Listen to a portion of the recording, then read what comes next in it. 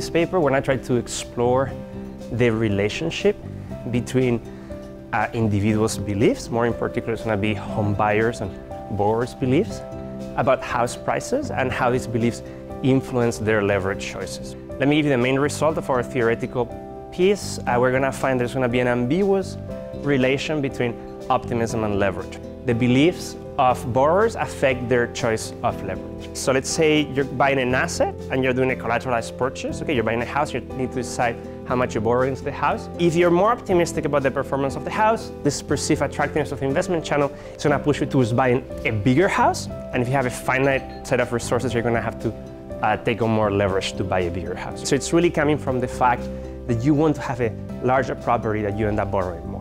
The second channel is what we call this perceived cost of borrowing. If you have the possibility of defaulting, you compare two individuals, one is more optimistic than the other.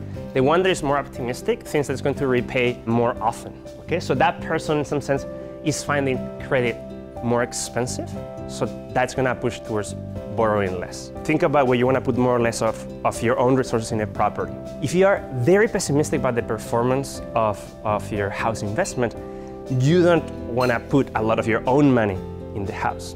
What you want to put is you want to buy the house but then invest with borrowed money. More pessimism is going to push towards higher leverage, and more optimism is going to push towards less leverage. The key feature is what we call in the paper the collateral adjustment friction, which we define as the willingness or ability to adjust property size. Okay, let's say you have already picked a property, you think it's the right property, you have a family size that you're hoping to aim for. You have already decided on the size of your house. The amount that you're going to spend is already fixed. So in that world, the only mechanism that's going to be at play is going to be this perceived cost of borrowing. Being more optimistic is going to be associated with lower leverage. If on the other case you're adjusting both on the size of the collateral and leverage, we're going to show that optimism, appropriately defined, is going to be associated with higher leverage. The main results theoretically show that this relationship between leverage and price expectations about housing in the future is ambiguous. And then, this motivates the empirical tests where they show that the relationship is indeed negative. There's just another spin